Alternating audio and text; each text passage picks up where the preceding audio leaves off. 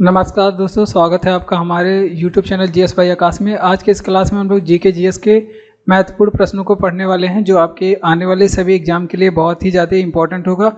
और इन प्रश्नों से संबंधित जितने भी महत्वपूर्ण प्रश्न बनेंगे जो आपके एग्जामों में पूछे गए हैं या फिर पूछे जाने की संभावना होगी, उन सभी प्रश्नों को हम लोग पढ़ने वाले हैं। तो देखिए, सबसे पहला प्रश्न आ चुका है हमारा साइंस से। इस क्लास की खास बात यह है कि इसमें जीएस के जितने भी सब्जेक्ट होते हैं सभी का आपका रिवीजन हो जाएगा, क्योंकि इसमें जीएस के सभी सब्जेक्ट से प्रश्न लिए गए हैं। पहला प्रश्न है साइंस से, कह रहा है कि पोलियो की वैक्सीन की खोज किसके द्वारा की गई थी। तो देखिए, हमारे एग्जामों में वैक्सीन के बारे में पूछा जाता है कि इस वैक्सीन की खोज किसने की थी।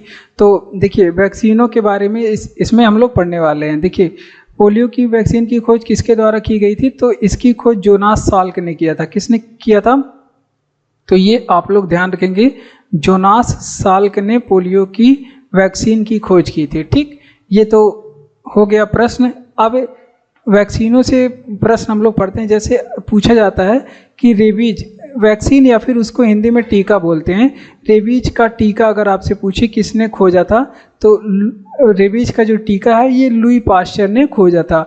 और ये एग्जाम में कम से कम 1000 बार पूछा गया कि रेबीज का टीका किसने खोजा था, तो लुई पाश्चर ने। चेचक का टीका अगर आपसे पूछे कि किसने खोजा था चेचक का टीका, तो ये आप लोग ध्यान रखेंगे, एडवर्ड जेनर ने खोजा था। किसने, एडवर्ड जेनर ने चेचक के टीके की खोज की थी। अगर आपसे पूछे कि पेनिसिलिन की खोज किसने की थी, पेनिसिलिन की खोज अगर आपसे पूछे, अगर आपसे पूछे कि पेनिसिलिन की खोज किसने की थी, तो इसकी खोज अलेक्जेंडर फ्लेमिंग ने किया था। किसने किया था, ये भी आप लोग ध्यान रखेंगे, अलेक्जेंडर फ्लेमिंग ने पेनिसिलिन की खोज की थी। ये भी आप लोग को याद रखना है, अलेक्जेंडर फ्लेमिंग। ये हो गया। अब आगे बात करते हैं, टीबी का टीका अगर आपसे पूछे किसने खोजा था, तो टीबी का टीका अगर आपसे पूछे तो टीबी का टीका खोजा था कैलमेट एंड गुरीन ने। किसने, दो लोगों ने, कैलमेट एंड गुरीन, ये दोनों लोगों ने खोजा था टीबी का टीका। उसके बाद अगर आपसे पूछ ले कि अगर आपसे पूछे कि खसरा का टीका किसने खोजा था, खसरा, तो इसका टीका खोजने का काम जो है एफ एंडर्स ने किया था। किसने, एफ एंडर्स ने किया था खसरे की टीके की खोज। ठीक, इसका रिवीजन करते हैं। देखिए, पोलियो की वैक्सीन की खोज किसके द्वारा की गई थी, तो हमने बताया कि पोलियो की वैक्सीन किसने खोजा था, तो इसकी खोजकर्ता कौन है, जोनास साल्क है। रेबीज का टीका लुई पाश्चर ने खोजा था। ठीक, उसके बाद चेचक का टीका एडवर्ड जेनर ने खोजा था। और पेनिसिलिन का टीका अलेक्जेंडर फ्लेमिंग ने खोजा था। उसके बाद टीबी का टीका कैलमेट एंड गुरीन ने खोजा था। ये भी आप लोग ध्यान रखेंगे। खसरा का टीका किसने खोजा था, तो एफ एंडर्स ने खसरे की टीके की खोज की थी। ठीक, तो ये आप लोग ध्यान रखेंगे। इतने टीकों के बारे में जो महत्वपूर्ण आज तक एग्जाम में पूछे गए सभी बता दिए गए हैं। अगला प्रश्न है कि 2 बार नोबेल जीतने वाली एकमात्र महिला कौन है, तो 2 बार नोबेल जीतने वाली एकमात्र महिला है मैडम क्यूरी। कौन है, तो इसको देखिए, कौन है 2 बार नोबेल जीतने वाली, तो वो है मैडम क्यूरी। ठीक, एक बार इन्हें भौतिकी का नोबेल दिया गया था और एक बार इन्हें रसायन का नोबेल दिया गया था। आइए चलिए देखिए किस लिए इनको भौतिकी का नोबेल दिया गया और किस लिए इनको रसायन का नोबेल दिया गया था। देखिए, इन्होंने रेडियो धर्मिता की खोज की थी। किसकी, रेडियो धर्मिता की खोज नहीं, इसके शोध के लिए दिया गया था। इनकी मतलब शोध, इसके अध्ययन के लिए, तो रेडियो धर्मिता के अध्ययन के लिए इनको दिया गया 1903 में नोबेल। कब दिया गया, 1903 में। और ये किसका था, ये भौतिकी का था। किसका था, भौतिकी का नोबेल था। फिर अगर आपसे पूछे कि रेडियो धर्मिता की खोज किसने किया था, तो इसके खोजकर्ता दूसरे हैं। तो इसके खोजकर्ता कौन है, हेनरी बेकुरल। कौन है इसके खोजकर्ता, हेनरी बेकुरल। ठीक, ये ठीक बात है। उसके बाद इनको फिर नोबेल पुरस्कार 1911 में भी मिला था रेडियम और पोलोनियम की खोज के लिए। किसके लिए, रेडियम एंड पोलोनियम की खोज के लिए।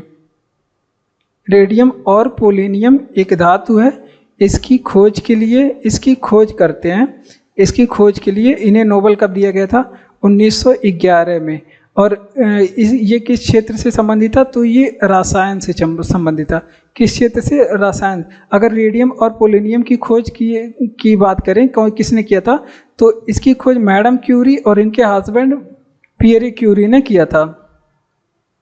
Madam Curie and Pierre Curie ने किया था। ठीक, तो ये बातें सारी आप लोग याद रखेंगे। इसकी खोजकर्ता कौन है, कब नोबेल दिया गया, सब याद रखेंगे। देखिए, आप चलिए इसका रिवीजन करते हैं कि 2 बार नोबेल जीतने वाली एकमात्र महिला कौन है, तो वो है मैडम क्यूरी। रेडियोधर्मिता की शोध के लिए इन्हें 1903 में भौतिकी का नोबेल दिया गया था। फिर लेकिन रेडियोधर्मिता की खोज हेनरी बेकुरल, आप लोग बताएंगे किसने किया था, हेनरी बेकुरल ने। और रेडियम और पोलोनियम की खोज किसने किया था, 1911 में। ये मैडम क्यूरी और पियरे क्यूरी ने किया था और इसके लिए इन्हें रसायन का नोबेल दिया गया था 1911 में। ये बात आप लोग ध्यान रखेंगे। अगला प्रश्न है कि दुनिया का पहला उपग्रह किसने लॉन्च किया था। तो ये एग्जाम में बहुत बार पूछा गया है कि दुनिया का पहला उपग्रह किसने लॉन्च किया था, तो भैया ये रूस ने लॉन्च किया था। अगर आपसे पूछे कि इसका नाम क्या था, कब लॉन्च किया था, तो 1957 में इसको लॉन्च किया था रूस वाला, रूस ने लॉन्च किया था। और इसका नाम पूछ ले क्या था, स्पुतनिक फर्स्ट था। क्या था इसका नाम, स्पुतनिक फर्स्ट इसका नाम था। ठीक, ये बातें आप लोग ध्यान रखेंगे। अब कुछ देश और उनके स्पेस एजेंसी के बारे में देख लेते हैं।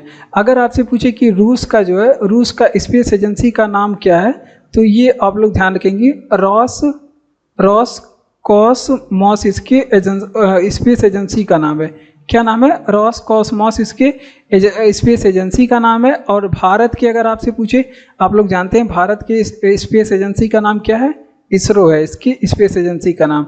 अगर आपसे पूछे कि अमेरिका के स्पेस एजेंसी का नाम बता दीजिए, तो ये क्या है, नासा। नासा इसकी स्पेस एजेंसी का नाम है। उसके बाद चीन के स्पेस एजेंसी का नाम अगर आपसे पूछ ले, तो क्या है चीन के स्पेस, क्योंकि स्पेस एजेंसियों के नाम भी पूछे जाते हैं। CNSA इसका स्पेस एजेंसी का नाम है चाइना का। और फिर उसके बाद अगर आपसे पूछे जापान की स्पेस एजेंसी का नाम बता दीजिए, तो जाक्सा है जापान की स्पेस एजेंसी। क्या है, जाक्सा जापान की स्पेस एजेंसी है।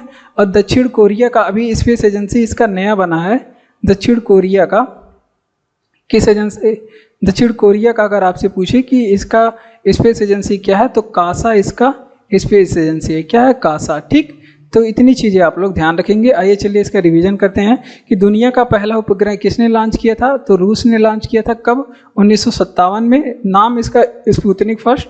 इसका जो स्पेस एजेंसी है रूस का, रॉसकॉसमॉस है। ये बातें आप लोग ध्यान रखेंगे, क्योंकि अब ये सब रूसी हैं, इन लोग का लैंग्वेज दूसरा होता है, तो स्पेस एजेंसी का नाम भी दूसरे तरह से रहेगा। और भारत के स्पेस एजेंसी का नाम क्या है, इसरो है। और अमेरिका के स्पेस एजेंसी का नाम नासा है। फिर जापान के स्पेस एजेंसी का नाम हमने बताया जाक्सा है। और दक्षिण कोरिया का अभी नया स्पेस एजेंसी बना है, ये नया है, ये क्या है, कासा इसके स्पेस एजेंसी का नाम है। चीन के स्पेस एजेंसी का नाम CNSA है। ये बातें आप लोग याद रखेंगे। चलिए आगे बढ़ते हैं। हमारा अगला प्रश्न क्या कह रहा है कि एक दोहरे घनत्व वाली फ्लॉपी डिस्क की भंडारण 3.5 इंच की। देखिए ये 3 प्रकार के होता है। फ्लॉपी डिस्क के बारे में पूरी हम लोग चर्चा करने वाले हैं। देखिए ये 3 प्रकार का होता है फ्लॉपी डिस्क। और फ्लॉपी डिस्क ना ये पुराने कंप्यूटर में यूज होता था पहले के ज़माने में। अभी फ्लॉपी डिस्क का ज़माना नहीं रह गया, अब ये पूरी तरह से बंद हो चुका है। और ये भी पूछा गया है कि ऐसा कौन सा भंडारण जो क्षमता वाला, ऐसा मतलब कौन सा सिस्टम है जिसे अब बंद कर दिया गया। तो ये एग्जाम में पूछा जा चुका है, तो उसका जवाब था फ्लॉपी डिस्क। ठीक, तो ये बातें आप लोग याद रखेंगे। तो ये 3 प्रकार का होता है। एक तो 3.5 इंच का है, तो उसकी जो भंडारण क्षमता होती है वो 1.44 MB होती है, मात्र 1.44 MB। इतने MB आजकल के ज़माने में नेट चालू और बंद करने में ही चला जाता है। तो ये बातें आप लोग ध्यान रखेंगे। ये 3 प्रकार का होता है। इसका कितना प्रकार होता है, 3 प्रकार का। एक तो 3.5 इंच का, ये सबसे स्मार्ट वाला है।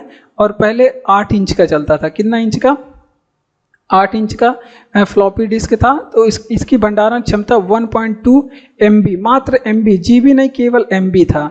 और फिर उसके बाद आया 5.2 इंच वाला, 5.25 इंच का। इसका भंडारण क्षमता इतना ही था, 1.22 MB इसका भी था, 1.2 MB। बस इसका साइज क्या था, थोड़ा छोटा हो गया था।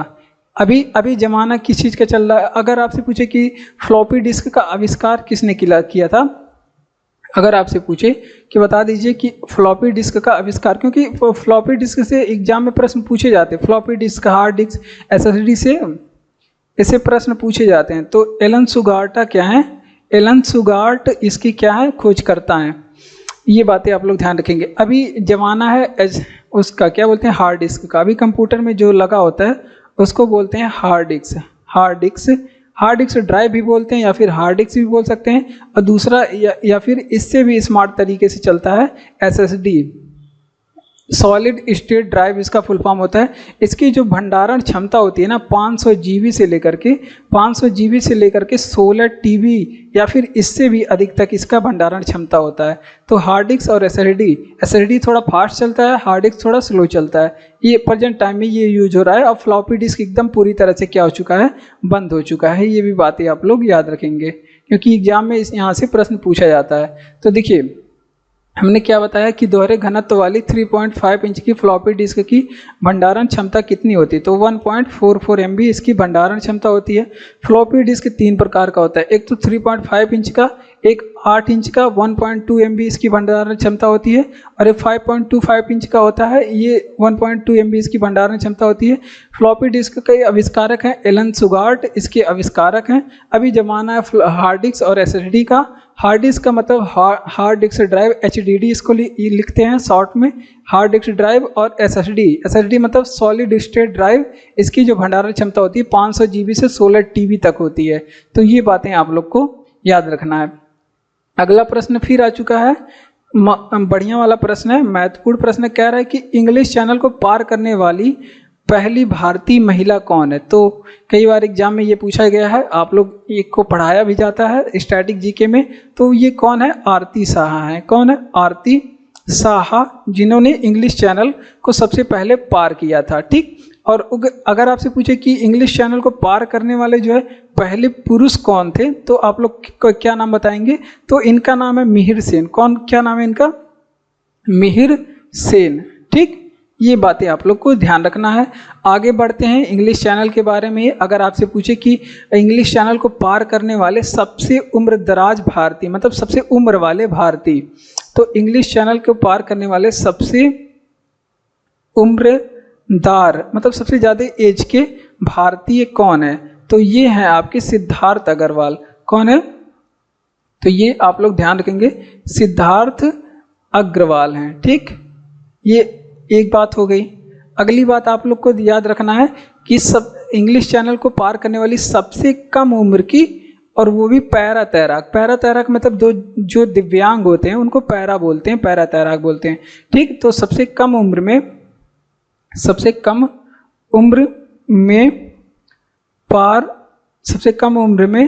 पार करने वाली पैरा तैराक। कैसे तैराक? पैरा तैराक। अगर दिव्यांग आप लोग नहीं समझ रहे हैं तो विकलांग आप लोग समझ रहे होंगे। वो पैरा तैराक उन्हें बोला जाता है। ये है आपकी जिया राय। और जिया राय कहाँ से बिलोंग करती हैं? तो ये मुंबई की रहने वाली हैं। एक करंट अफेयर के प्रश्न है, ये दोनों करंट अफेयर के प्रश्न है। तो ये भी आप लोग को याद रखना है, अभी चर्चा में है। चलिए इसका रिवीजन करते हैं। देखिए इंग्लिश चैनल को पार करने वाली पहली भारतीय महिला कौन है? तो पहली भारतीय महिला, ये पुराना प्रश्न है, आरती साहा है। पहले भारतीय पुरुष पूछ ले तो वो है मिहिर सेन। कौन है? मिहिर सेन है। ये बातें आप लोग ध्यान रखेंगे। अगर आपसे पूछे कि सबसे उम्रदराज भारतीय कौन है इंग्लिश चैनल को पार करने वाले, तो सिद्धार्थ अग्रवाल जी हैं। और सबसे कम उम्र में पार करने वाली पैरा तैराक। कैसी? पैरा तैराक, यानी कि ये दिव्यांग है, तो वो है जिया राय, जो कि कहाँ की रहने वाली है? मुंबई की रहने वाली है। चलिए बढ़ते हैं अगले प्रश्न की ओर। कह रहा है कि पहले एंग्लो वर्मी युद्ध कब हुआ था? तो एंग्लो का मतलब होता है अंग्रेज, और वर्मी का मतलब क्या होता है? म्यांमार। तो म्यांमार को भी नहीं छोड़े थे, किसी को भी नहीं छोड़े। श्रीलंका तक पहुंच गए थे, दक्षिण अफ्रीका तक, ऑस्ट्रेलिया तक पहुंच गए थे, अंग्रेज किसी को नहीं छोड़े थे। तो देखिए ये पूछ रहा है कि कब हुआ था। एक तो टोटल एंग्लो वर्मी युद्ध 3 हुआ था। तो एक 1824-26 में हुआ था। पहला वाला जो एंग्लो वर्मी युद्ध था ये 1824 से लेकर के 26 में हुआ था, 1824-26 में हुआ था। और दूसरा एंग्लो वर्मी जो युद्ध था दूसरा वाला, ये हुआ था 1852 में हुआ था। कब हुआ था? 1852 में। और तीसरा वाला एंग्लो वर्मी युद्ध जो हुआ था ये 1856 में हुआ था। तो तीनों के बारे में तीसरा वाला 1885 में हुआ था, 52 1885 में हुआ था जब कांग्रेस की स्थापना हुई थी, 1885 में तब हुआ था। अब वर्मी का मतलब क्या होता है? वर्मी का मतलब ये म्यांमार का पुराना नाम है। वर्मा का अगर आपसे पूछे कि नया नाम अब क्या हो चुका है, तो म्यांमार हो चुका है, जिसके बारे में आप लोग जानते हैं म्यांमार के बारे में। अगर आपसे पूछे कि इसकी पहले राजधानी क्या हुआ करती थी, इसकी जो है वर्मी की पहली राजधानी वर्मा का राजधानी क्या हुआ करता था, तो रंगून यहाँ का राजधानी हुआ करता था। ये बातें आप लोग को याद रखना है। वर्मा राजधानी। अभी कुछ करंट अफेयर के प्रश्न देख लेते हैं। जैसे अगर आपसे पूछे कि वहाँ पे म्यांमार में एक बंदरगाह है जिसका नाम है क्या, सितवे बंदरगाह। सितवे बंदरगाह, ये पूछा जाएगा कि इस सितवे बंदरगाह पे नियंत्रण किसका है। अभी इसका नियंत्रण जो है किसने संभाला है, भारत संभाला है। ये बातें आप लोग ध्यान रखेंगे सितवे बंदरगाह के। ये करंट अफेयर के प्रश्न है। अगला प्रश्न करंट अफेयर से ही, अगर आपसे पूछे कि यहाँ पे एक तूफान यागी आया था, तूफान कौन सा आया था, यहाँ पे एक तूफान आया, तूफान का नाम है तूफान यागी, और इस पे भारत एक ऑपरेशन चलाया जिसको क्या बोलते हैं, ऑपरेशन सद्भाव। क्या बोलते हैं, ऑपरेशन सद्भाव। तो पूछे कि ऑपरेशन सद्भाव कहाँ पे चलाया गया था, तो भैया आप लोग बताएंगे कहाँ पे, म्यांमार में चला था, भारत द्वारा चलाया गया था। ये भी बातें आप लोग को याद रखना है। चलिए, ऑपरेशन यागी तूफान था या फिर, चलिए इसका रिवीजन करते हैं। एंग्लो बर्मी युद्ध कब हुआ था, तो हमने तीनों एंग्लो बर्मी युद्ध के बारे में बताया। एक तो 1824 से 26 हुआ था, 1852 हुआ था, 1885 हुआ था। सितवे बंदरगाह पे नियंत्रण भारत का है। और ऑपरेशन सद्भाव के बारे में आप लोग कमेंट बॉक्स में कमेंट करके बताएंगे। और म्यांमार का नया नाम अब क्या हो चुका है, जो है कि वर्मा का नया नाम क्या हो चुका है, म्यांमार, और राजधानी क्या है इसकी, रंगून। बढ़ते हैं आगे। कह रहा कि यदि 5 ओम प्रतिरोध वाले एक परिपथ में धारा में वृद्धि होती है तो तब वोल्टता क्या होती है।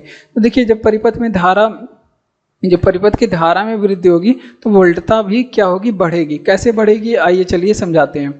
देखिए, पहले इसका जो है जवाब होगा बढ़ जाएगी। क्या होगा, बढ़ जाएगी, इसका जवाब होगा। क्योंकि इसका फार्मूला अभी बराबर क्या होता है, I इंटू आर। क्या होता है, I into R. Directly proportional है वोल्ट इसकी, डायरेक्टली प्रोपोर्शनल है धारा के। तो कह रहा है कि धारा में वृद्धि हो रहा है तो V में क्या प्रभाव है, तो बढ़ जाएगा, क्योंकि डायरेक्टली प्रोपोर्शनल है। जितना धारा बढ़ेगा उतना जो है वोल्टता इसकी बढ़ेगी। तो ये बातें आप लोग को याद रखना है। चलिए, V क्या है यहाँ पे चलिए देखते हैं। V क्या है यहाँ पे, वोल्टेज है। क्या होता है, वोल्टेज। वोल्टेज का मात्रक अगर आपसे पूछे क्या होता है, तो वोल्ट होता है। क्या होता है, वोल्ट। और धारा I क्या है, तो यहाँ पे धारा है। क्या है, विद्युत धारा। तो विद्युत धारा का मात्रक क्या होता है, एम्पियर होता है। क्या होता है, एम्पियर। ये बातें आप लोग ध्यान रखेंगे। आर क्या है, रेजिस्टेंस। रेजिस्टेंस मतलब क्या होता है, प्रतिरोध। प्रतिरोध का मात्रक कई बार एग्जाम में पूछा गया, पेट वाले भी पूछे थे। तो प्रतिरोध का मात्रक क्या होता है, ओम। अगर सिंबल पूछे प्रतिरोध का क्या होता है, तो इस तरह का होता है, इस तरह का। तो ये बातें आप लोग को याद रखना है। चलिए रिवीजन करते हैं कि यदि 5 ओम प्रतिरोध वाले एक परिपथ में, देखिए प्रतिरोध तो कांस्टेंट है, 5 ओम कर दिया है, तो इसी वजह से ये 5 ओम प्रतिरोध वाले एक परिपथ में धारा में वृद्धि होती है तो वोल्टता में क्या होगी, तो ये भी बढ़ जाएगी। ठीक, ये बातें आप लोग ध्यान रखेंगे। अब V बराबर I इंटू आर इसका फार्मूला होता है। आप देख सकते हैं कि अगर धारा में वृद्धि होगी तो वोल्ट भी इसकी क्या होगी, बढ़ जाएगी। प्रतिरोध का मात्रक ओम होता है, धारा का मात्रक एम्पियर, वोल्टेज का मात्रक क्या होता है, वोल्ट होता है। चलिए आगे बढ़ते हैं। कह रहा है कि कांग्रेस छोड़ने के बाद सुभाष चंद्र बोस ने किसका गठन किया था। महत्वपूर्ण है ये भी। तो देखिए, ये जब भी एग्जाम में प्रश्न ये वाला पूछा जाता है तब ये हाई कोर्ट में जाता है, हमेशा हाई कोर्ट में जाता है। और आयोग इस प्रश्न को क्या होता है, क्या करता है, निरस्त कर देता है। क्यों निरस्त कर देता है, क्योंकि इसके पीछे कारण है। देखिए, तो देखिए, कांग्रेस जब सुभाष चंद्र बोस ने छोड़ दिया था तो एक संस्था की स्थापना करते हैं जिसका नाम था फॉरवर्ड ब्लॉक। ठीक, फॉरवर्ड ब्लॉक की ये स्थापना करते हैं। ठीक, ये तो बात यहाँ पे ठीक थी। ये यहाँ पे हाई कोर्ट में नहीं जाता है, हाई कोर्ट में जाता है जब पूछता है फॉरवर्ड ब्लॉक की स्थापना कब किए थे, तो 1939 में। डेट आप लोग जरूर याद रखेंगे क्योंकि यहाँ से प्रश्न जरूर उठाता है एग्जामिनर।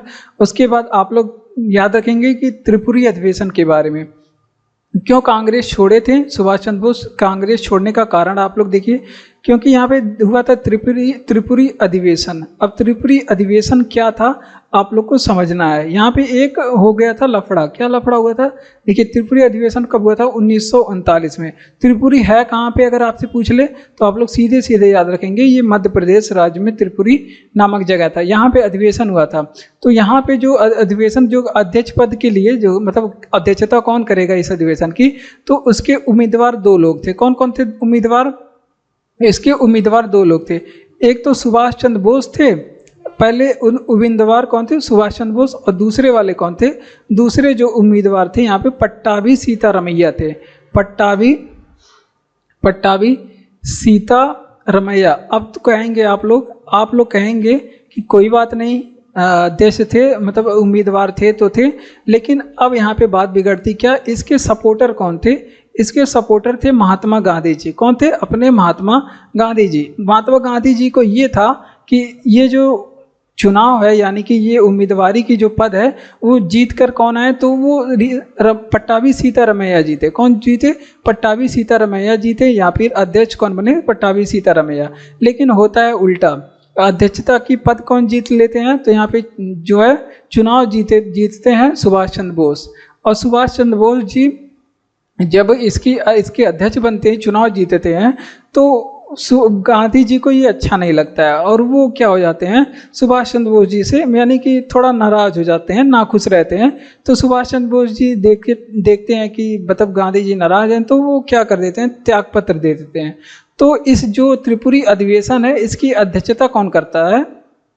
तब इसकी अध्यक्षता कौन करता है? तब अध्यक्षता करते हैं डॉक्टर राजेंद्र प्रसाद। पट्टाभी सीतारमैया भी नहीं अध्यक्ष बनते हैं, तो बनते हैं कौन? डॉक्टर राजेंद्र प्रसाद इसकी अध्यक्षता करते हैं। जब ये प्रश्न पूछा जाता है तो ये देखा जाता है कि मतलब इसमें पूछता है कि अगर पूछता है एग्जाम में कि इसकी अध्यक्षता कौन की थे, तो ऑप्शन में सुभाष चंद्र बोस, राजेंद्र प्रसाद, पट्टाभी सीतारमैया सभी ऑप्शन में होता है।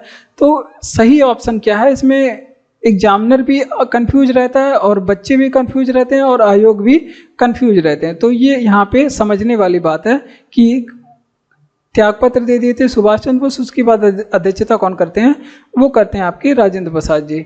अगला प्रश्न फिर है, महत्वपूर्ण है और ये कर्क रेखा यानी कि वर्ल्ड जियोग्राफी से है। कह रहा है कि कर्क रेखा किन राज्यों से होकर गुजरता है? तो ये वर्ल्ड जियोग्राफी नहीं है, इंडियन जियोग्राफी है।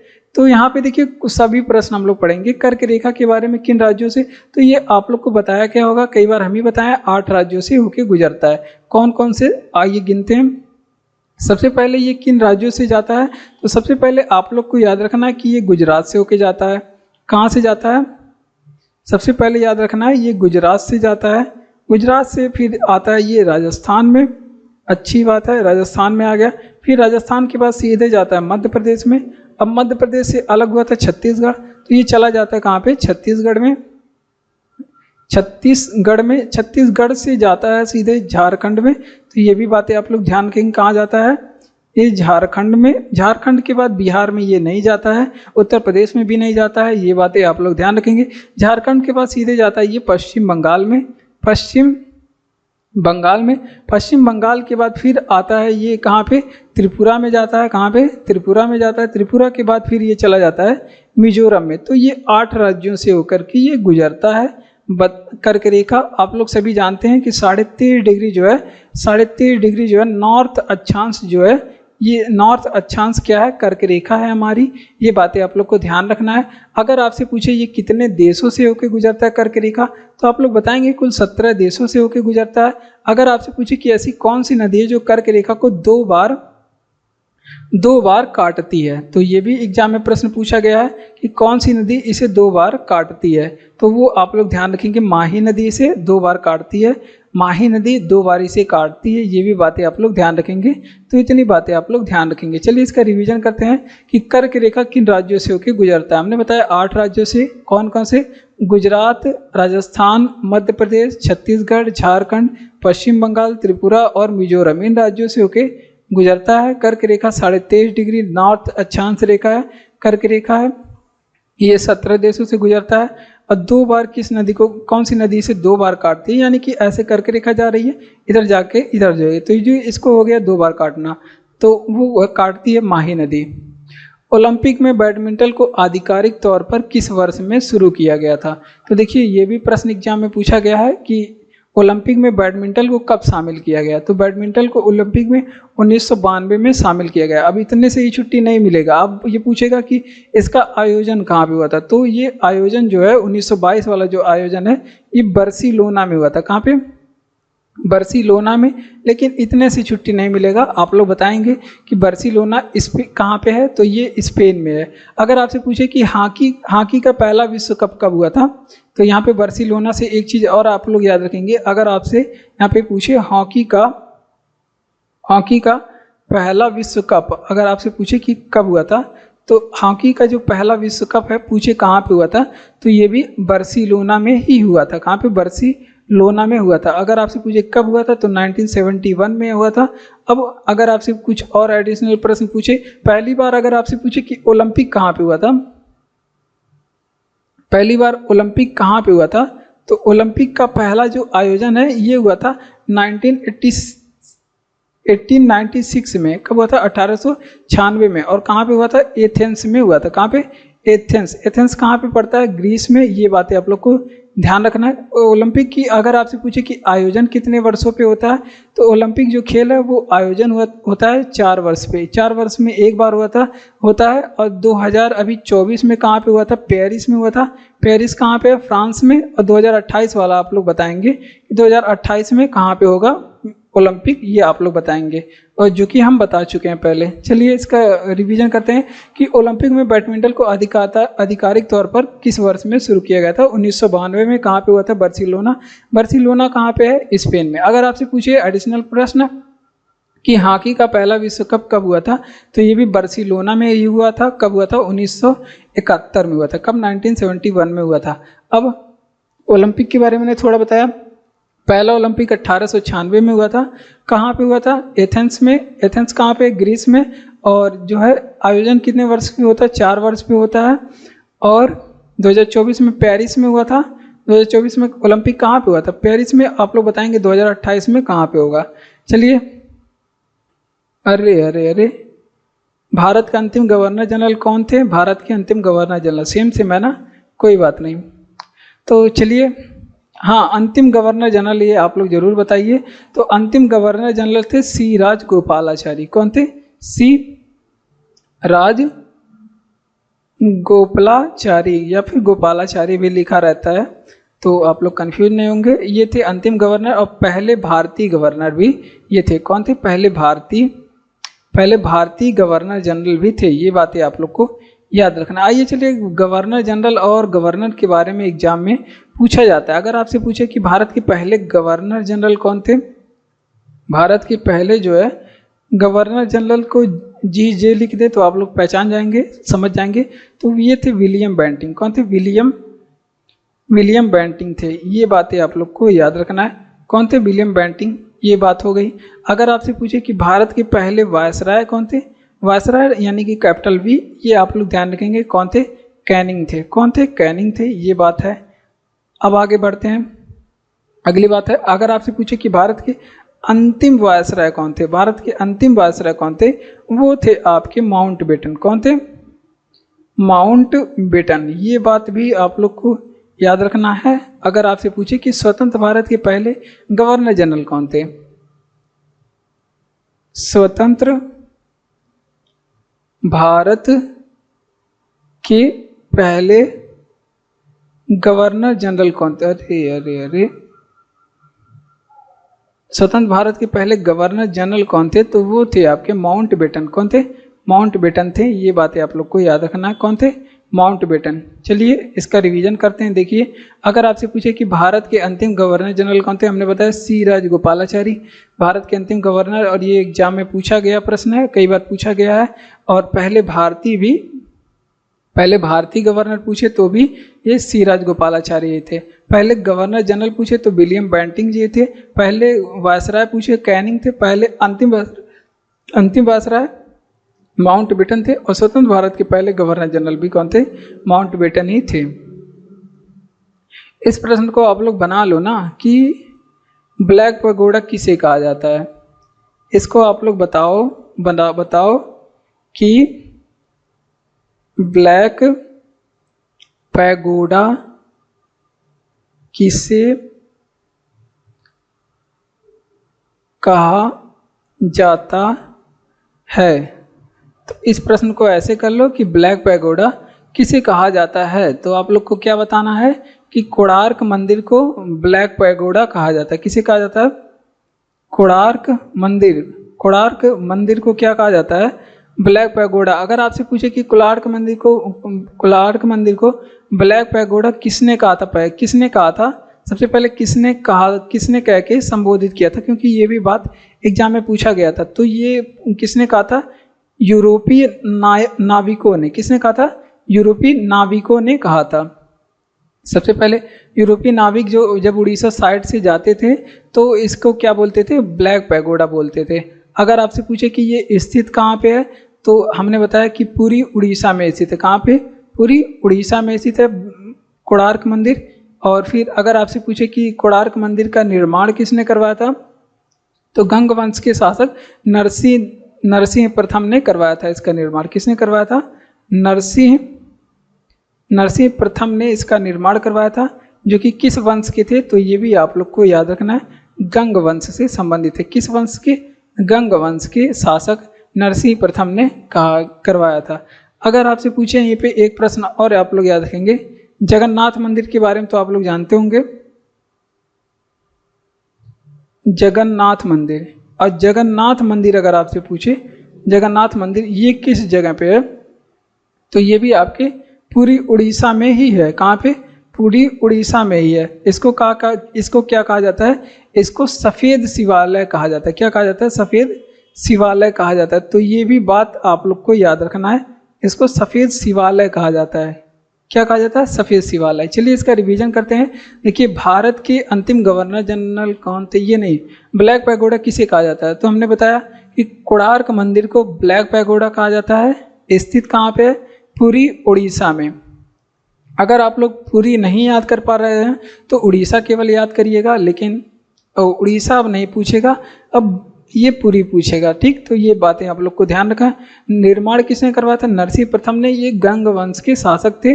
और ब्लैक पैगोडा इसे किसने कहा था? सबसे पहले तो यूरोपीय नागरिक जब यहाँ से गुजरते थे उड़ीसा साइड से, तो दूर से देखने में ये काला सा दिखाई देता था, तो इसको ब्लैक पैगोडा इन्होंने कहा। और जगन्नाथ मंदिर कहाँ पे है? पूरी उड़ीसा में। इसको सफ़ेद शिवालय कहा जाता है। क्या कहा जाता है? सफ़ेद शिवालय। अगला प्रश्न है कि छठी अनुसूची। अभी इस प्रश्न में हम लोग अनुसूचियों के बारे में पढ़ने वाले हैं, जो जनजाति क्षेत्र के प्रशासन एवं नियंत्रण से संबंधित है। हाँ, तो देखिए छठी अनुसूची में क्या कहा गया है कि जो असम, मेघालय, त्रिपुरा, मिजोरम, ये आप लोग नोट करेंगे, असम, मेघालय, ये सभी चीज़ें आप लोग को याद होना चाहिए, क्योंकि अनुसूचियाँ कम से कम आप लोग याद कर लीजिए। असम, मेघालय, त्रिपुरा, मिजोरम क्षेत्र के जो जनजातीय क्षेत्र हैं, यहाँ के जो जनजातीय क्षेत्र हैं उसके प्रशासन और उसके नियंत्रण के बारे में चर्चा की गई है। किसमें? छठी अनुसूची में। किसमें चर्चा की गई है? छठी अनुसूची में। आइए अनुसूचियों के बारे में थोड़ी सी बहुत चीज़ें देख लेते हैं। जैसे अगर आपसे पूछे पहली अनुसूची में किसका उल्लेख है, तो राज्य एंड केंद्र शासित प्रदेश, यानी कि राज्य और संघ राज्यों का उल्लेख किसमें है? पहली अनुसूची में। और दूसरी अनुसूची में क्या है? बड़े बड़े पदाधिकारियों के वेतन एंड भत्ते की बात की गई है। वेतन और भत्ते की बात की गई है दूसरी अनुसूची में। तीसरी अनुसूची में क्या कहा गया? बड़े बड़े जो पदाधिकारी हैं उनके शपथ के बारे में प्रावधान है कि उनको शपथ कैसे दिलवाया जाएगा, इसकी प्रावधान है तीसरी अनुसूची में। और चौथी अनुसूची में क्या है? तो इसमें है राज्यसभा में सीटों का आवंटन। तो ये मतलब सीटें कैसे बटेगी राज्यसभा की, तो उसके बारे में बताया गया है। राज्यसभा में सीटों का आवंटन या फिर सीटों का वितरण आप लोग समझ सकते हैं। सीटों का आवंटन ये किस अनुसूची में है? चौथी अनुसूची में है। और पांचवी अनुसूची क्या है? पांचवी अनुसूची जो है ये अनुसूचित जो है क्षेत्रों में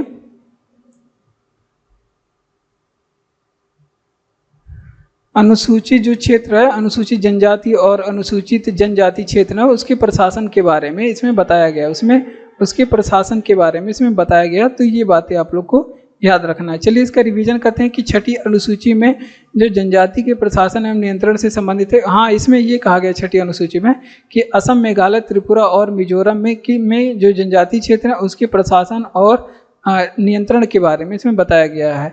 और पहली अनुसूची में क्या है, राज्य और संघ राज्यों के बारे में। दूसरी अनुसूची में जो बड़े बड़े पदाधिकारी उनके वेतन और भत्ते के बारे में बताया गया। तीसरी अनुसूची शपथ के बारे में प्रावधान है। और चौथी अनुसूची राज्यसभा में सीटों का आवंटन। और पांचवी अनुसूची में अनुसूचित जाति और अनुसूचित जनजाति के जो है प्रशासन और उसके नियंत्रण के बारे में इसमें बताया गया है। ठीक, अगला प्रश्न है, महत्वपूर्ण है, क्या कह रहा है, कह रहा है कि नेपाल के वर्तमान राष्ट्रपति कौन है। तो देखिए नेपाल के जो वर्तमान समय अभी राष्ट्रपति हैं, करंट अफेयर का प्रश्न है, वो है आपके रामचंद्र पौंडेल। कौन है, रामचंद्र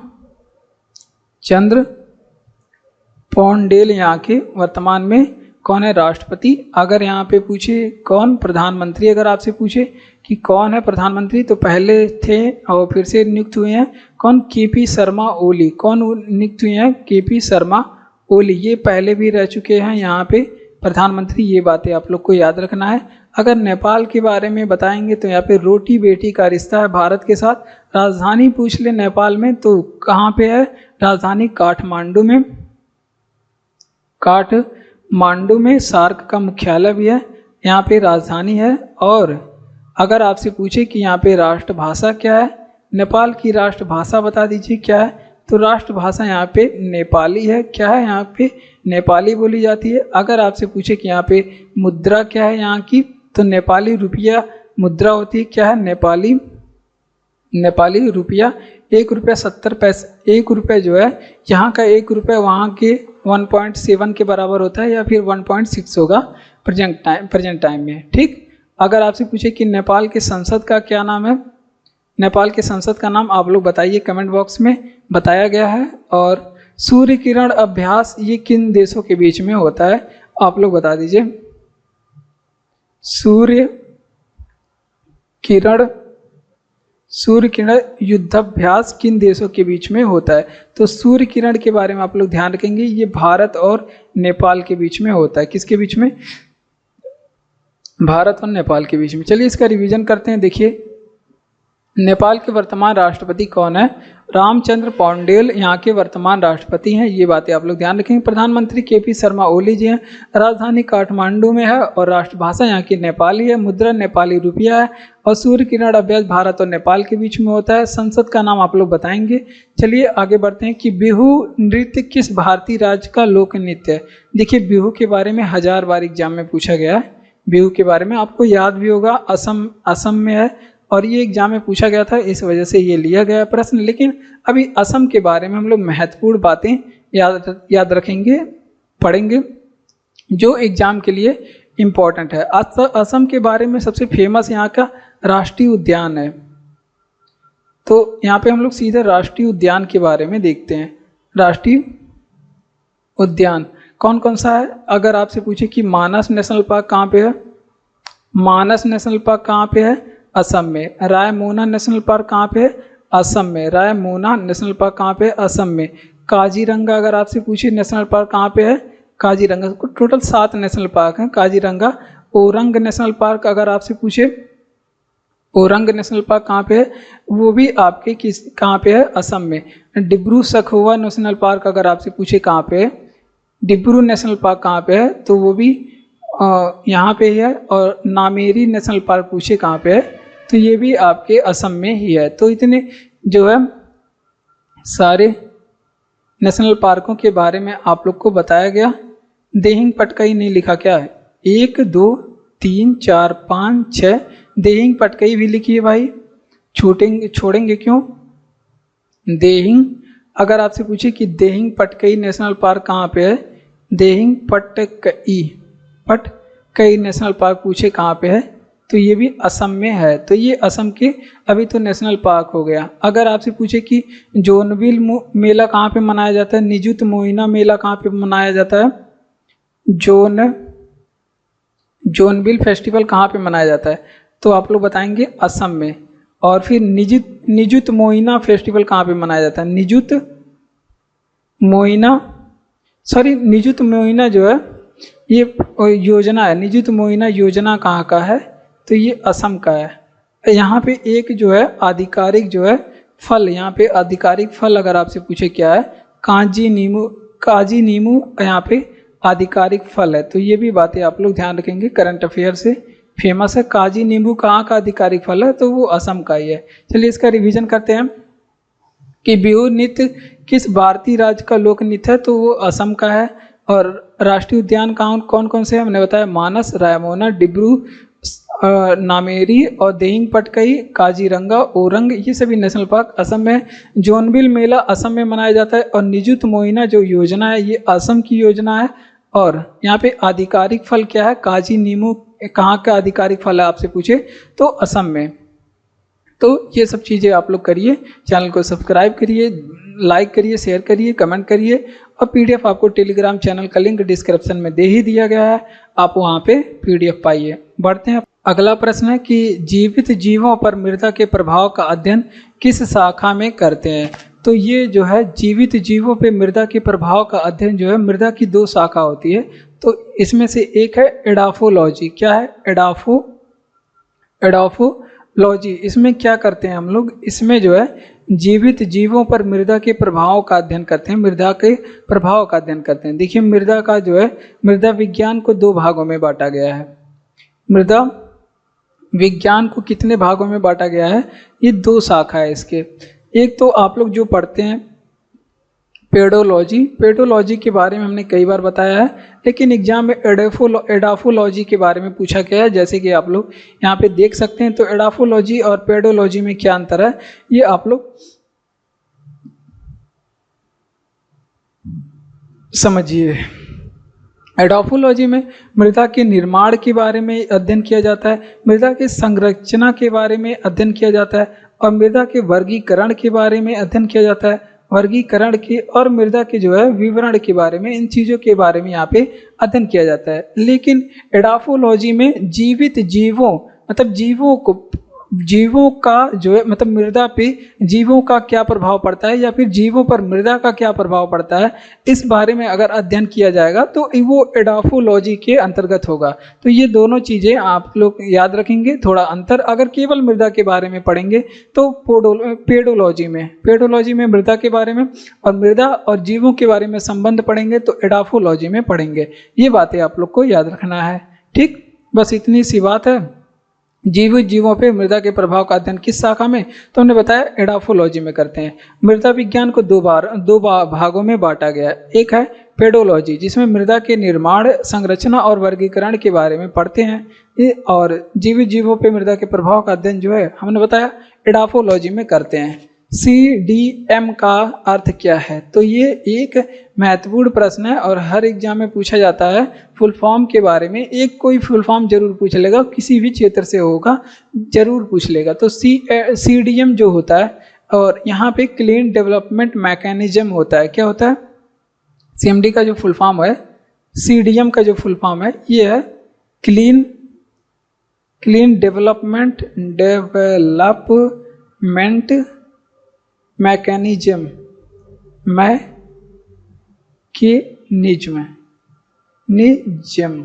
ठीक।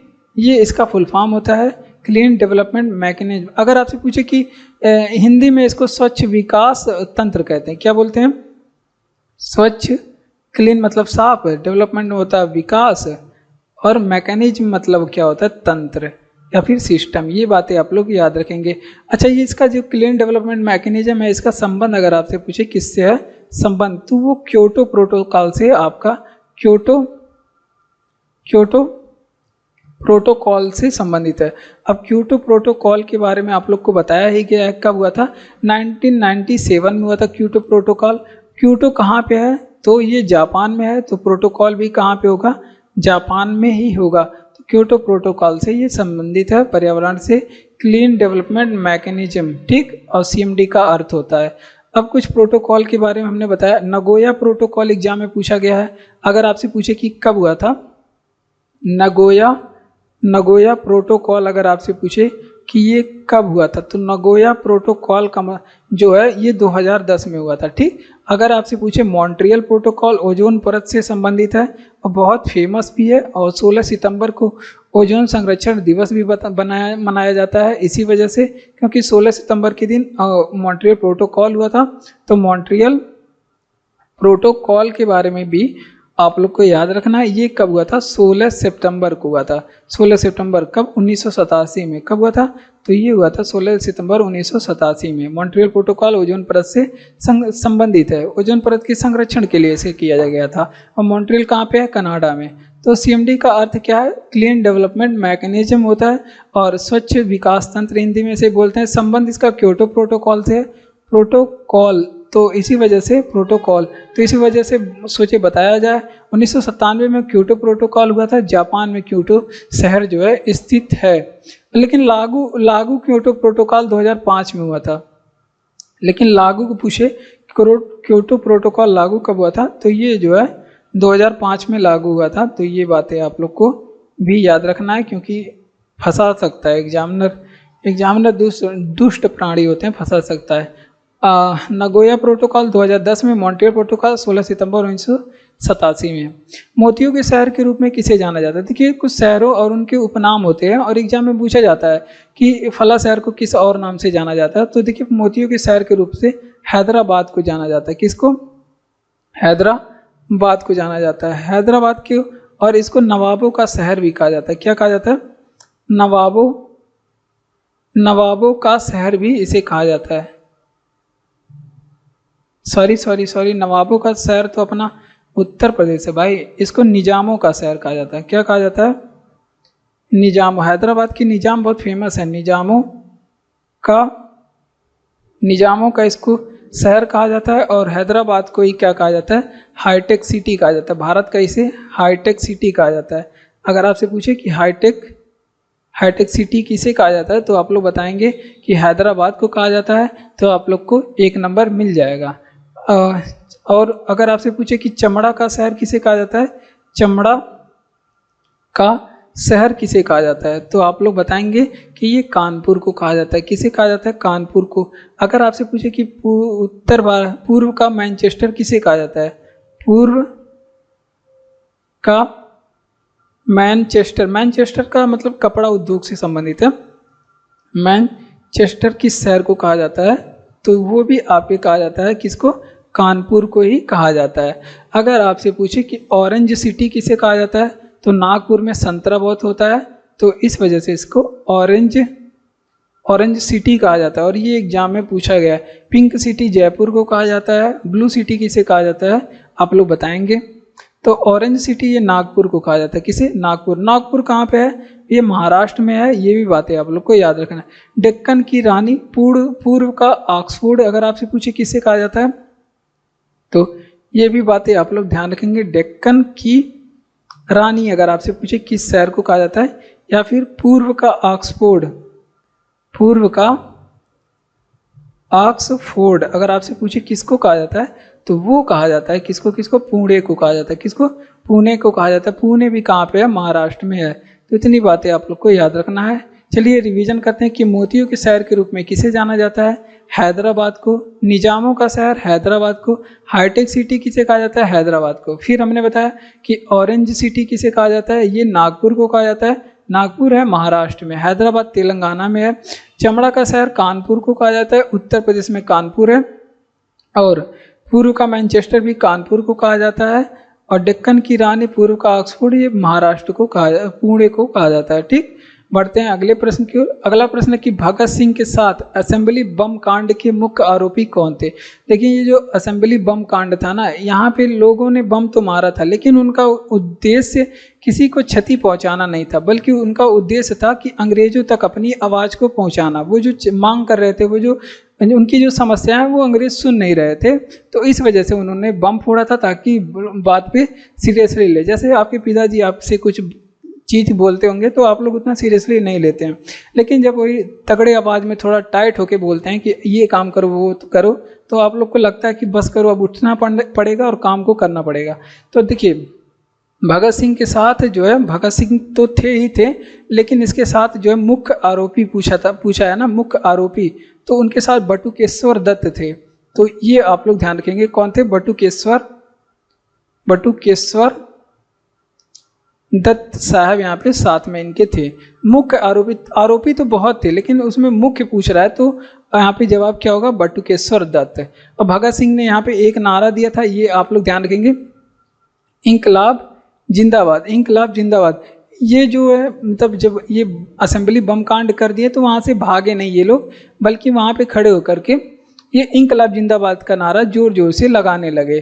ठीक, और कारण क्या था, क्योंकि यहाँ पे कारण असेंबली बम कांड का अगर आपसे पूछे कारण क्या था, तो यहाँ पे पब्लिक सेफ्टी बिल पास हुआ था। क्या हुआ था, क्यों हुआ था, तो ये भी आप लोग ध्यान रखेंगे। पब्लिक सेफ्टी बिल के पास होने के विरोध में, पब्लिक सेफ्टी बिल पास होने के विरोध में क्या हुआ था, ये हुआ था। ये बातें आप लोग को ध्यान रखना है।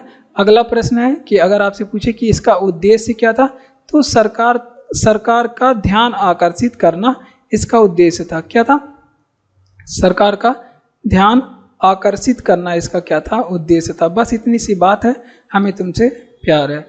बढ़ते हैं अगले प्रश्न की ओर, पहले इसका रिवीजन करेंगे। भगत सिंह के साथ असेंबली बम कांड के मुख्य आरोपी बटुकेश्वर दत्त थे, बटुकेश्वर दत्ता लिखा भी जाता है। और इंकलाब जिंदाबाद का नारा कौन लगा रहे हैं, भगत सिंह ने लगाया। असेंबली बम कांड क्या था, पब्लिक सेफ्टी बिल पास हुआ था, उसी के विरोध में था। उद्देश्य क्या था, सरकार का ध्यान आकर्षित करना, सरकार तक अपनी बात को पहुंचाना, ये इसका कारण था। कौन प्रधानमंत्री बनने से पहले मुख्यमंत्री नहीं थे। देखिए जब एग्जामिनर आपके मजे लेना चाहता है ना, तो इस तरह के प्रश्न पूछता है कि कौन प्रधानमंत्री बनने से पहले मुख्यमंत्री नहीं थे। तो देखिए बहुत सारे हमारे ऐसे प्रधानमंत्री हैं, ये ऑप्शन डिपेंडेबल प्रश्न है। बहुत सारे ऐसे प्रधानमंत्री हैं जो पहले मुख्यमंत्री नहीं थे, और बहुत सारे ऐसे भी मुख्य प्रधानमंत्री बने हैं जो पहले किसी राज्य के मुख्यमंत्री थे। आइए चलिए उन दोनों बातों को देखते हैं, जो मुख्य हैं उनको देखते हैं। जैसे इंदिरा गांधी डायरेक्ट प्रधानमंत्री बनी है, कहीं पे ये मुख्यमंत्री नहीं थी।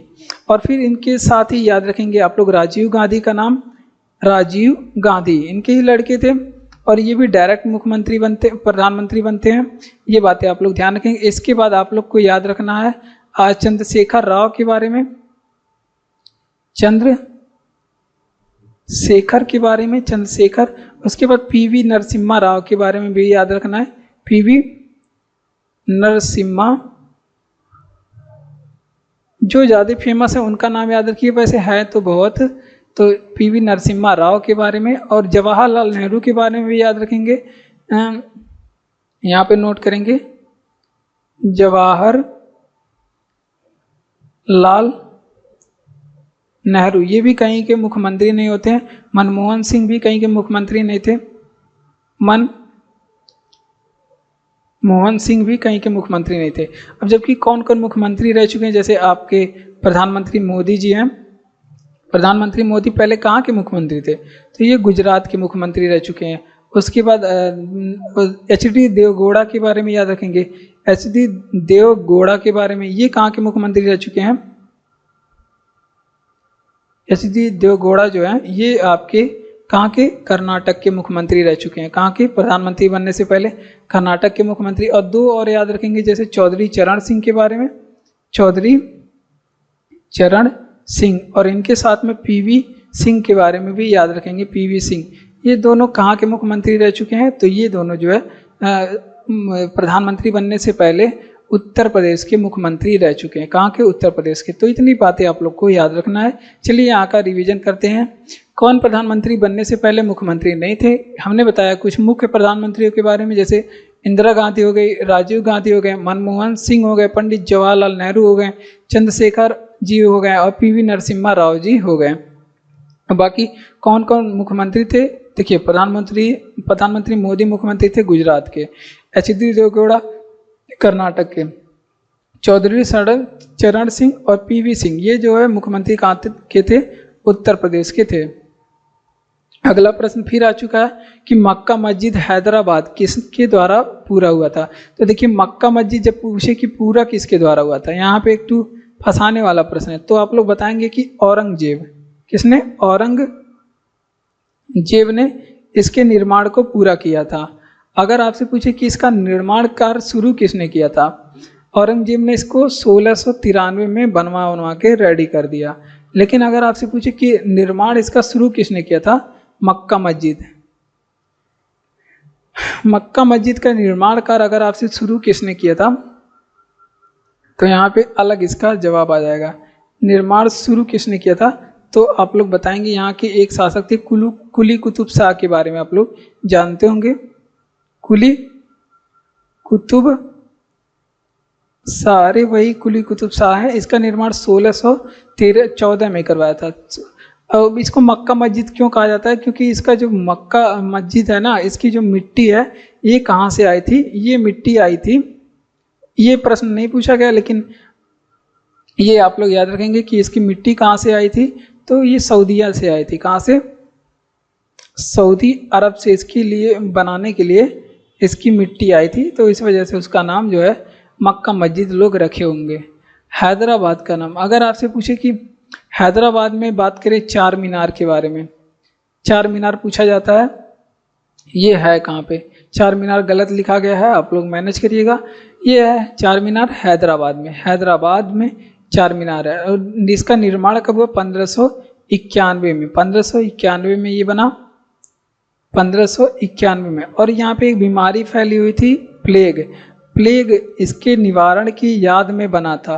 प्लेग जब खत्म हो गया था उसके निवारण की याद में बना था। हैदराबाद अगर आपसे पूछे कि किस नदी के किनारे स्थित है, तो आप लोग बताएंगे कि मूसी नदी के किनारे हैदराबाद स्थित है। अगर आपसे पूछे कि हैदराबाद के पहले नवाब कौन थे, हैदराबाद के पहले नवाब कौन थे, तो वो आप लोग बताएंगे आसफ जह थे। यहाँ के पहले नवाब कौन थे, आसफ जह, हैदराबाद के पहले नवाब। और ये बात भी एग्जाम में पूछा गया है। चलिए इसका रिवीजन कर लेते हैं कि मक्का मस्जिद हैदराबाद किसके द्वारा बनवाया गया था। तो ये पूरा जो है वो औरंगजेब ने पूरा किया था 1693। लेकिन निर्माण कार्य शुरू अगर आपसे पूछे किसने किया था, तो वो कुली कुतुब शाह ने 1614 में इसका शुरुआत किया था। लेकिन एक युद्ध में ये मारे गए थे, इनकी मृत्यु हो जाती है, फिर जो है इसका निर्माण औरंगजेब पूरा करता है। मिट्टी इसके लिए सऊदी अरब से आया था, ये एग्जाम में नहीं पूछा जाएगा। चार मीनार एग्जाम में पूछा गया है, कहाँ पे है ये भी पूछा गया। हैदराबाद में कब बना था ये भी पूछा गया था, 1591 में। किसकी याद में बना था, किस बीमारी के, तो वो प्लेग, प्लेग जिसे कुष्ठ रोग भी बोलते हैं, इसकी याद में बना था। मूसी नदी के किनारे हैदराबाद में, हैदराबाद स्थित है, पूछा गया है। हैदराबाद के नवाब आसफ जह हैं, ये भी एग्जाम में पूछा गया है और पूछे जाने की संभावना है। आगे बढ़ते हैं कि कौन क्षेत्र के संदर्भ में सबसे बड़ा नेटवर्क है। तो सबसे बड़ा नेटवर्क जो है आपका इंटरनेट है। पूछे सबसे बड़ा नेटवर्क जो है इंटरनेट है। सबसे बड़ा कौन है, इंटरनेट। इंटरनेट जो है पूरे विश्व में काम करता है। कहाँ करता है, इसका जो वर्किंग एरिया है इंटरनेट का, आप लोग जानते ही हैं, दिन भर इंटरनेट पे ही बैठे रहते हैं। इनका कार्य जो है, कार्य ये पूरा विश्व में, पूरा विश्व में। इसके बाद आता है वैन, नहीं, हाँ, फिर इसके बाद आता है वैन। वैन को क्या आप लोग बोलते हैं, कहाँ गया, वैन, VAN, वैन को बोलते हैं वाइड एरिया नेटवर्क। क्या बोलते हैं, wide area, wide area, wide मतलब होता है चौड़ा, wide area network. Wide area network इसका एग्जाम्पल पूछिए अगर, जैसे इसका एग्जाम्पल हो गया वाइड एरिया नेटवर्क का एग्जाम्पल, जैसे आपका हो गया टेलीफोन तार, जैसे हो गया पहले, जैसे बिजली के तार हैं ऐसे पहले टेलीफोन के लिए तार होते थे। तो टेलीफोन का जो सिस्टम है या प्रणाली मतलब सिस्टम होता है, तो वो किसका एग्जाम्पल है, वैन, वाइड एरिया नेटवर्क का। फिर आता है आपका मैन। मैन किसे कहते हैं, मेट्रोपॉलिटन एरिया नेटवर्क। किसको क्या बोलते हैं, मेट्रोपॉलिटन एरिया नेटवर्क। मेट्रोपॉलिटन, आप लोग को फुल फॉर्म भी याद रखना है क्योंकि फुल फॉर्म भी एग्जाम में पूछा जाता है। मेट्रोपॉलिटन एरिया नेटवर्क, इसको क्या बोलते हैं, मैन का एग्जाम्पल अगर आपसे पूछे कि क्या है, तो मैन का एग्जाम्पल जैसे आपका वो हो गया केबल टीवी आप लोग शहरों में देखते होंगे। केबल टीवी जो है ये 50-60 किलोमीटर के दायरे में होता है, उसमें ढेर सारे टीवी आपस में जुड़े होते हैं, तो वो भी एक नेटवर्क का प्रकार है। वो क्या होते हैं, मैन होते हैं, यानी कि मेट्रोपॉलिटन एरिया नेटवर्क होता है जैसे केबल टीवी। फिर आता है आपका सबसे छोटे स्तर पे क्या आता है, लैन क्या होता है, इसको बोलते हैं लोकल एरिया नेटवर्क। क्या बोलते हैं, लोकल एरिया, इसको बोलते हैं लोकल एरिया नेटवर्क। इसके एग्जाम्पल की बात करें, लोकल एरिया नेटवर्क पे एग्जाम्पल की बात करें, जैसे आपका किसी ऑफिस में हो गया, किसी ऑफिस में या फिर किसी फैक्ट्री में जो है, या फिर किसी जो है क्या बोलते हैं स्कूल वगैरह कॉलेज वगैरह के कॉलेज वगैरह के परिसर में ये लैन का प्रयोग किया जाता है। इसमें क्या किया जाता है, जैसे इंटरनेट को साझा करने के लिए भी प्रयोग किया जाता है। इंटरनेट वैसे क्या साझा करेंगे, इंटरनेट को भी साझा करने के लिए प्रयोग किया जाता है। प्रिंटर को साझा करने के लिए, यानी कि एक मतलब सारे प्रिंटर या फिर सारे कंप्यूटर आपस में जुड़े रहें, इन सब चीज़ों के लिए लैन का प्रयोग, बैंक वगैरह में भी इसका प्रयोग किया जाता है। तो ये बातें हैं जिसे आप लोग को याद रखने हैं। चलिए इसका रिवीजन करते हैं कि कौन क्षेत्र के संदर्भ में सबसे बड़ा नेटवर्क है, तो वो इंटरनेट है। सबसे बड़ा नेटवर्क क्या है, इंटरनेट है। ये कार्य कहाँ करता है, पूरे विश्व में। फिर हमने बताया वैन के बारे में, क्योंकि कहानी केवल इतने में ही नहीं हो जाएगी। आपके एग्जाम में हो सकता है वैन पूछ ले, हो सकता है मैन पूछ ले, हो सकता है लैन पूछ ले, हो सकता है इंटरनेट पूछ ले। तो इसी वजह से सब कुछ बताना जरूरी होता है। वैन के बारे में क्या है, वाइड एरिया नेटवर्क। ये जैसे एग्जांपल पहले टेलीफोन के, जैसे बिजली के तार होते थे पहले टेलीफोन के होते हैं। मैन मेट्रोपॉलिटन एरिया नेटवर्क जैसे केबल टीवी हो गया। लैन लोकल एरिया नेटवर्क जैसे किसी ऑफिस की हो गया, किसी बैंक का हो गया, सारे ये लोकल एरिया नेटवर्क से चलते हैं। पृथ्वी पर सबसे बुद्धिमान स्तनधारी कौन है, तो पृथ्वी पे सबसे बुद्धिमान स्तनधारी जो है वो है मनुष्य। लेकिन ऑप्शन में अगर मनुष्य ना रहे तो वहाँ पे ऑप्शन में देता है डॉल्फिन। क्या देता है, डॉल्फिन ये बहुत ही ज़्यादा क्या होते हैं, संवेदनशील होते हैं। अगर ये भी ऑप्शन में ना रहे तो चिंपैंजी बंदर देता है। चिंपैंजी बंदर ये भी बहुत ज़्यादा क्या होते हैं, समझदार होते हैं। चिंपैंजी ऑप्शन में सबसे ज़्यादा आप लोग को डॉल्फिन ही मिलेगा। वैसे डॉल्फिन से भी ज़्यादा समझदार मनुष्य होते हैं, आप लोग खुद को देख लीजिए। चलिए डॉल्फिन के बारे में थोड़ी बहुत चीज़ें देख लेते हैं। डॉल्फिन के बारे में, क्योंकि हमारा राष्ट्रीय जलीय जीव है यार, तो इसके बारे में थोड़ा देखना तो बनता है। देखिए डॉल्फिन के बारे में आप लोग को क्या याद रखना है कि ये हमारा क्या है, राष्ट्रीय जलीय जीव। क्या है, राष्ट्रीय जलीय जीव। वैसे तो गंगा डॉल्फिन हमारी जलीय जीव है। वैसे डॉल्फिन भारत में गंगा नदी में ही अधिक पाई जाती है। और डॉल्फिन का जो है इसको राष्ट्रीय जलीय जीव कब बनाया गया, तो 5 अक्टूबर, ये डेट भी याद रखेंगे, 5 अक्टूबर 2009, क्योंकि पूरा डेट एग्जाम में पूछा गया है। इस वजह से हम लोग डॉल्फिन दिवस कब मनाते हैं, अगर आपसे पूछे कि डॉल्फिन दिवस हम लोग कब मनाते हैं, तो ये 5 अक्टूबर के दिन हम लोग डॉल्फिन दिवस के रूप में सेलिब्रेट करते हैं। ये भी आप लोग को याद रखना है। अब यहाँ पे वैज्ञानिक नाम पूछा जाता है कि डॉल्फिन का वैज्ञानिक नाम क्या है, तो डॉल्फिन का वैज्ञानिक नाम एक तो आप लोग याद रखेंगे प्लेटानिस्टा गंगेटिका, इसका वैज्ञानिक नाम होता है प्लेटानिस्टा।